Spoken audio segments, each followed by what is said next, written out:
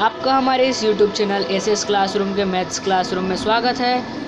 हमारे चैनल को सब्सक्राइब कीजिए जिससे हमारी पहली वीडियो आपको सबसे पहले मिले। तो हाय दोस्तों, आज हम अध्याय 3 स्टार्ट करेंगे।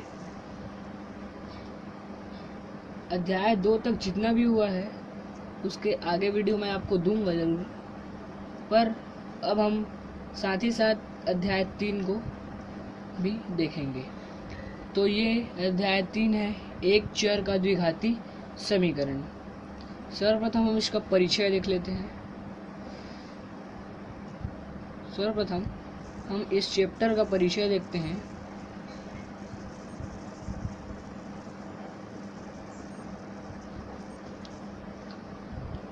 तो यहाँ पे जो दिया गया है एक चर का द्विघाती समीकरण, तो इसमें जब हम परिचय देखेंगे तो इसमें कुछ निम्न प्रकार से परिचय दिए हैं। तो चलिए हम इसके परिचय की ओर बढ़ते हैं।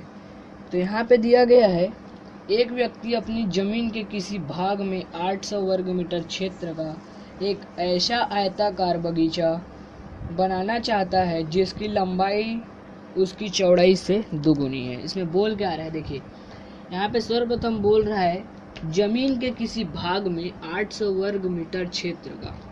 तो यहाँ पे हमारा क्षेत्र क्या हो गया, 800 वर्ग मीटर।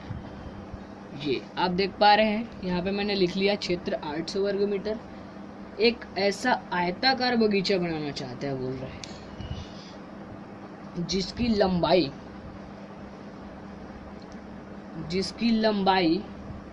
उसकी चौड़ाई से दोगुनी है।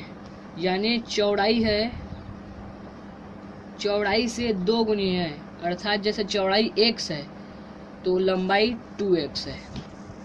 मैं आपको समझाने के लिए बता रहा हूँ, चौड़ाई से दुगुनी बोल रहे हैं, चौड़ाई से दुगुनी है लंबाई। तो यहाँ पे जैसे चौड़ाई x होता है तो लंबाई 2x हो जाता है। उसके बाद बोल रहा है व्यक्ति को बगीचे की लंबाई और चौड़ाई कितनी रखनी चाहिए बोलता है।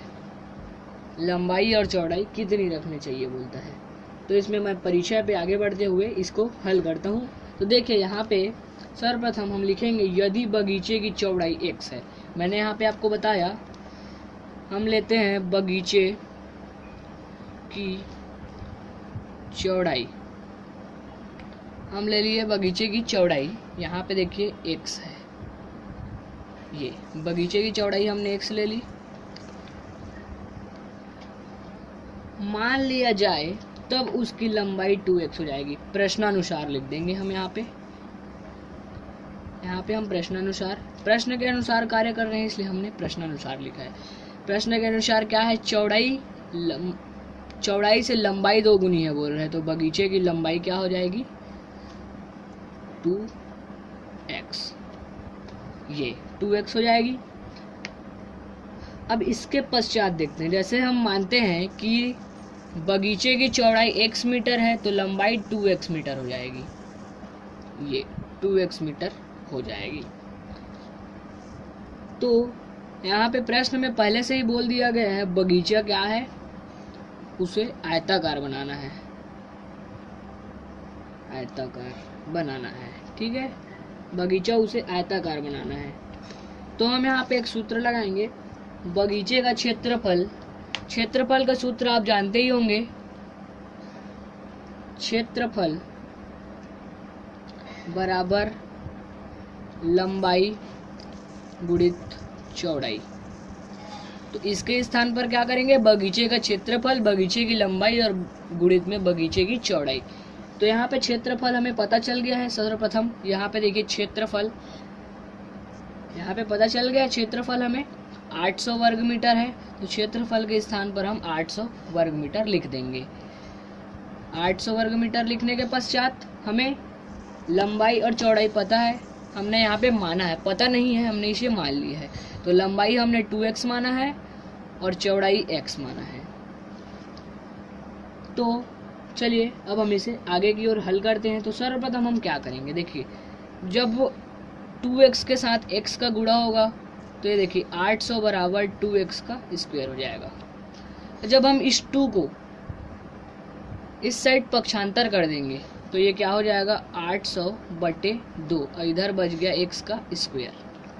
इतना तक होने के पश्चात अब हम इसे भाग दे देंगे तो 2 1 कम 2 हो जाएगा, 2 दूनी 4 और 2 शून्य 0।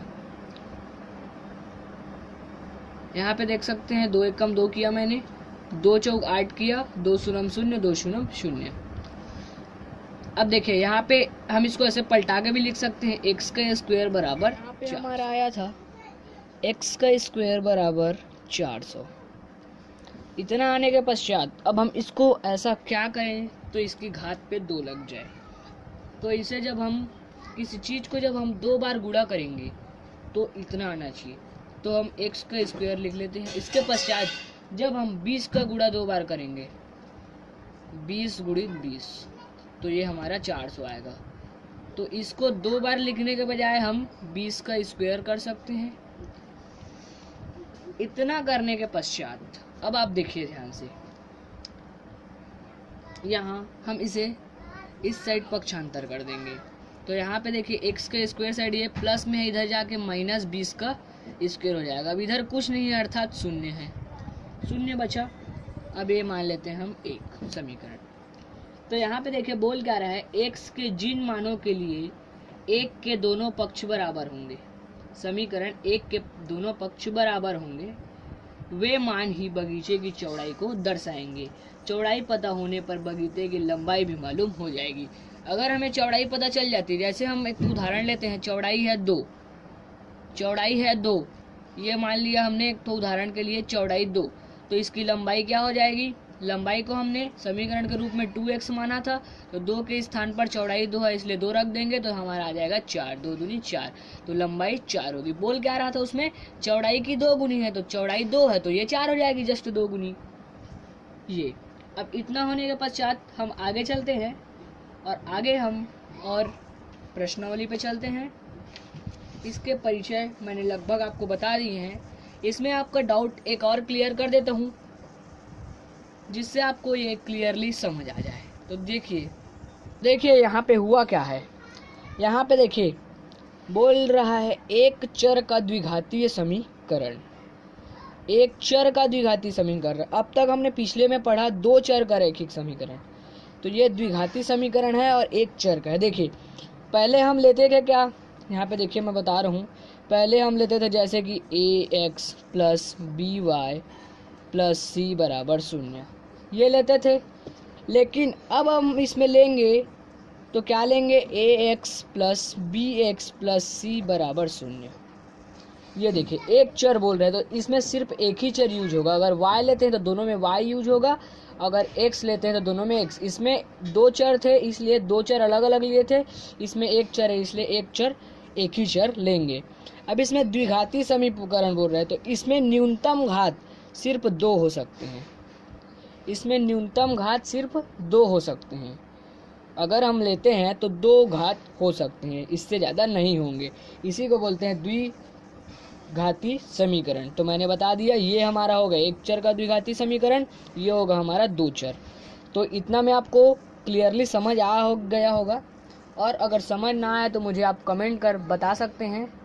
अगर आप नए यूज़र हैं तो मेरे वीडियो को अभी तक सब्सक्राइब नहीं किया होगा तो मेरे वीडियो को सब्सक्राइब कर दे, जिससे मेरी सारी नई वीडियो आपको सबसे पहले प्राप्त हो। तो चलिए अब हम प्रश्नावली की ओर आगे बढ़ते हैं। तो अब हम प्रश्नावली 1 देखते हैं। प्रश्नावली में दिया गया है, प्रश्नावली में एक ही प्रश्न दिया है, निम्नलिखित में से वर्ग समीकरण को चुनिए। तो हम वर्ग समीकरण को चुनना है। इसमें कई दिए गए हैं, इसमें 10 दिए गए हैं, 10 प्रश्न इसके अंतर्गत दिए गए हैं। इन 10 प्रश्न में हमें समीकरण कौन है कौन नहीं है ये चीज़ हमें इसमें देखिए। प्रश्नावली 1 में पहला क्वेश्चन का हम पहला देखते हैं। तो सर्वप्रथम पहला, x का स्क्वायर + 3x - 2 बराबर 0। मैंने आपको यहाँ पे ax का स्क्वायर + bx + c ऐसे करके एक उदाहरण बताया था समझाने के लिए। तो देखिए हम उसी को यहाँ पे रख लेते हैं। तो सर्वप्रथम ax + bx प्लस सी बराबर 0। ये मैं आपको समझाने के लिए लिखा हूँ, ऐसा लिखना नहीं पड़ता। इसमें हमें छांटना है, 10 क्वेश्चन दिए हैं इसमें हमें छांटना है कौन वर्ग समीकरण है कौन नहीं है। तो सर्वप्रथम हमें इसमें बोल क्या रहा है, देखिए इसमें अधिकतम घात 2 होना चाहिए। देखिए इसमें है अधिकतम घात 2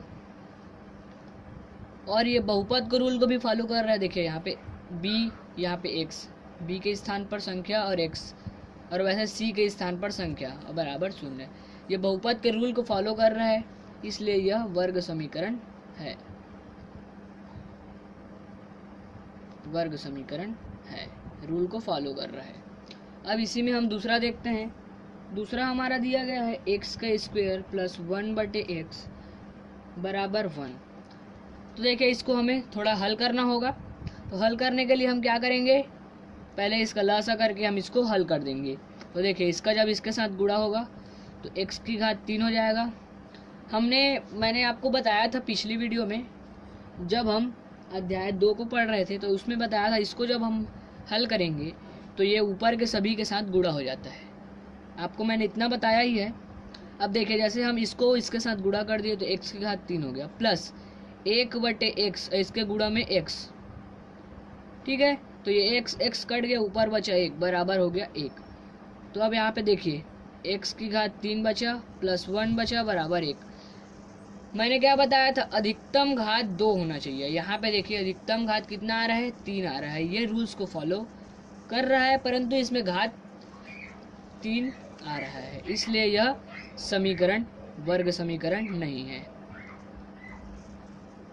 ये आप देख पा रहे हैं, वर्ग समीकरण नहीं है। अब तीसरा की ओर देखते हैं हम। तीसरा की ओर देखेंगे तो तीसरा में दिया है 9x का स्क्वायर माइनस 100x माइनस 20 बराबर 0। तो देखिए यहाँ पे घात 2 है, अधिकतम घात, और यह रूल्स को भी फॉलो कर रहे हैं क्योंकि ax का square minus bx minus c बराबर 0। देखिए यहाँ पे बहुपद रूल को भी फॉलो कर रहा है, इसलिए यह वह वर्ग समीकरण होगा। ये इस प्रकार से यह वर्ग समीकरण होगा। अब चौथा की ओर। चौथा में दिया गया है x का स्क्वायर माइनस 3√x प्लस 2 बराबर 0। अब यहाँ पे देख पा रहे हैं घात में 2 है, परंतु यह उस रूल को फॉलो नहीं कर रहा है, बहुपद के उस रूल को यह फॉलो नहीं कर रहा है, क्योंकि यहाँ पे करनी लग गया है, इसलिए यह वर्ग समीकरण नहीं है, वर्ग समीकरण नहीं है ये। अब इतना होने के पश्चात हम पांचवा देखते हैं। पांचवा दिया है x माइनस 2/x बराबर माइनस x, ठीक है। तो देखिए यहाँ पे होगा क्या, इसे हमें थोड़ा हल करना होगा। तो जब हम इस x का ऊपर के साथ हल करेंगे तो ये हो जाएगा x का स्क्वायर माइनस 2 गुणित x/x, और इस x के साथ गुणा होगा तो बराबर में क्या आ जाएगा, माइनस x, और इस x का इसके साथ गुणा हो जाएगा ये। तो ये x तो कट जाएगा पहले ही, तो यहाँ पे बचा x का स्क्वायर माइनस 2 बराबर, यहाँ पे देखिए x का जब गुणा होगा तो क्या होगा, माइनस x का स्क्वायर। तो अब यहाँ पे देखिए ये रूल को फॉलो कर रहा है या नहीं। बहुपद के रूल में ax का स्क्वायर दिया है तो एक a है, x का स्क्वायर माइनस b, तो b नहीं है, तो ये वर्ग समीकरण होगा क्योंकि यह रूल को फॉलो कर रहा है। यहाँ पे जो बीच में होता है वो नहीं है, bx का स्क्वायर इसमें नहीं दिया गया है, परंतु c है, यहाँ पे c दिया गया है, इसलिए यह रूल को फॉलो करता है, रूल को फॉलो करता है, इसलिए यह वर्ग समीकरण होगा। अब हम देखते हैं छठवा।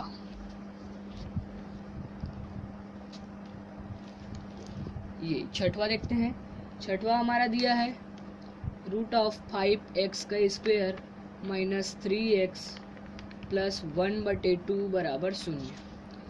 अब देखिए इसमें आप बोलेंगे करनी लगा हुआ है, करनी ए पे लगा है, समझिए ए पे कट लगा है, बाकी इसमें रूल फॉलो हो रहे हैं। देखिए स्क्वायर अधिकतम घात 2 है, ax का square minus bx plus c बराबर 0। ये ये उस रूल को फॉलो कर रहे हैं, इसलिए यह वर्ग समीकरण है। यह वर्ग समीकरण है।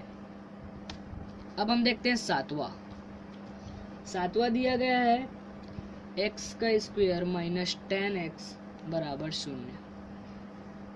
तो देखिए यहाँ पे ax का स्क्वायर माइनस bx बराबर 0, ये रूल को फॉलो कर रहा है। आपको क्या लगता है, रूल को फॉलो कर रहा है? हाँ कर रहा है, क्योंकि इसमें आखिरी स्टेप नहीं है, सी स्टेप नहीं है, बाकी इसमें पूरा स्टेप है, इसलिए यह रूल को फॉलो कर रहा है, इसलिए यह समीकरण है, वर्ग समीकरण है। अब आठवां देखते हैं। आठवां है x प्लस वाई बराबर 10। x प्लस वाई बराबर 10। ये देखिए इसकी घात भी नहीं है और फिर इसमें ax और bx का कोई भी नामो निशान नहीं है, इसलिए यह समीकरण नहीं है, समीकरण नहीं है। इतना होने के पश्चात अब हम 10वां देखते हैं। तो 9वां देखते हैं। 9वां में दिया गया है x प्लस 5 बराबर 7। आप यहाँ पे देखिए, यहाँ पे भी कहीं पे स्क्वायर नहीं है, यहाँ पे कुछ नहीं है, इसलिए यह भी वर्ग समीकरण नहीं होगा, समीकरण नहीं है, ये वर्ग समीकरण ये भी नहीं है। अब हम 10वां देखते हैं। 10वां दिया गया है x और x माइनस 8 बराबर 0। ठीक है, तो इसको जब हम हल करेंगे तो x के साथ गुणा होगा तो x का स्क्वायर माइनस 8x बराबर 0 हो जाएगा। देखिए x का स्क्वायर माइनस 8x बराबर 0 हो जाएगा। तो यहाँ पे देखिए यह रूल फॉलो कर रहा है, x का स्क्वायर अधिकतम घात 2 है और माइनस में 8x है, यानी bx तीसरा स्टेप नहीं है, परंतु यह वर्ग समीकरण है। देखिए वर्ग समीकरण है। तो इसी के साथ हमारा प्रश्नावली पहला समाप्त होता है। इसमें आपको कहीं भी डाउट हो तो मुझे कमेंट कर सकते हैं। मेरी अध्याय 1 और 2 की वीडियो आपको मेरे चैनल पे मिल जाएगी और कुछ अन्य क्लास की वीडियो मेरे चैनल पे है।